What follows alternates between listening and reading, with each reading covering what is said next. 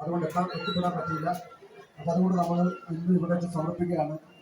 അതിനകത്ത് ക്ഷേത്ര മേൽശാന്തിയെയും നമ്മുടെ വനിതാ കമ്മിറ്റി രക്ഷാധികാരി ഉഷിച്ചേച്ചിയെ വേദിയിലേക്ക് സ്വാഗതം ചെയ്യുകയാണ്. ഒരുപാട് കുട്ടികൾക്ക് ഇവിടെ പരിപാടി അവതരിപ്പിക്കാറുണ്ട്. അതുകൊണ്ട് വീട്ടുകൊണ്ട് പോകുന്നില്ല.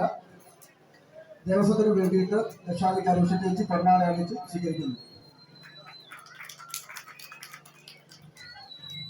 ഈ വർഷത്തെ ദശാവതാര പുരസ്കാരം ഇതിനെക്കുറിച്ച് പറയുകയാണെങ്കിൽ, ഒരു സാധാരണ കുടുംബത്തിൽ നിന്ന് ജനിച്ച് തന്റെ കഴിവുകൊണ്ട്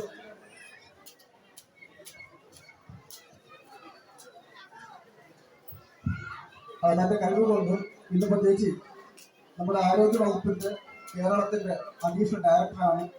അപ്പൊ അത്രയും നമ്മുടെ നാടിന്റെ അഭിമാനം കൂടിയാണ്, നമ്മുടെ നാടിന്റെ പുത്രിയാണ്. അപ്പൊ നമ്മൾ ഈ ഒരു ചെറിയ കയ്യടി പോലെ ഇത് കൊടുക്കുമ്പോൾ വളരെ നല്ലൊരു കയ്യടി ചേച്ചിക്ക് സമർപ്പിക്കുന്നതാണ്. അപ്പോൾ നമ്മുടെ ക്ഷേത്ര മേൽശാന്തി ചേച്ചിക്ക് അത് സമർപ്പിക്കുകയാണ്.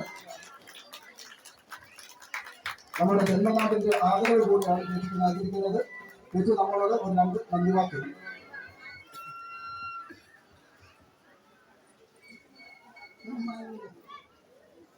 വളരെയധികം സന്തോഷത്തോടും അഭിമാനത്തോടു കൂടിയാണ് ഞാൻ ഈ വേദി നിൽക്കുന്നത്. നേരത്തെ സന്തോഷ് പറഞ്ഞതുപോലെ വളരെ താഴ്ന്ന ഒരു കുടുംബത്തിലാണ് ഞാൻ ജനിച്ചത്. എൻ്റെ അച്ഛൻ്റെയും അമ്മയുടെയും പരിശ്രമം കൊണ്ട് ഞാൻ ഈ ഒരു നിലയിൽ എത്തി. അതിന് ഏറ്റവും കൂടുതൽ ദൈവത്തോട് നന്ദി പറയുന്നു. ദൈവാനുഗ്രഹം കൊണ്ട് മാത്രമാണ് എനിക്ക് ഈ ഒരു നിലയിൽ എത്താൻ കഴിയുന്നത്.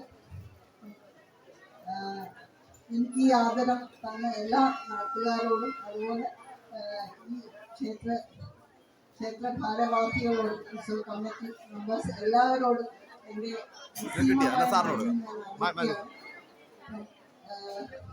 എന്നാൽ കഴിയുന്ന തരത്തിൽ എന്നെ സമീപിക്കുന്ന ആൾക്കാർക്ക് ആവശ്യമുള്ള ചെറിയ ചെറിയ സഹായങ്ങൾ ചെയ്തിട്ടുണ്ട്. അത്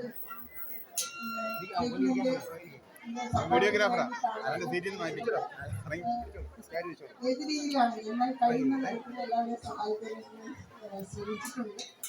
അപ്പം ഈ ഒരു മഹനീയ സദസ്സിൽ വെച്ച് ഈ ഒരു അവാർഡ് തന്നതിൽ അങ്ങേയറ്റം ഗുരുവായൂരപ്പനോട് ആദ്യമായിട്ട് നന്ദി പറയുന്നു. അതോടൊപ്പം തന്നെ ക്ഷേത്ര ഭാരവാസികളും എല്ലാവരോടും എൻ്റെ ഹൃദയം തന്നെ നന്ദി അറിയുന്നു. എൻ്റെ ഫ്രണ്ട്സ് കുറേ പേര് സ്കൂളിൽ പഠിച്ച ആൾക്കാരെല്ലാവരും ഇവിടെ ഉണ്ട്, കുടുംബാംഗങ്ങളുണ്ട്. എല്ലാവരോടും താങ്ക് യു.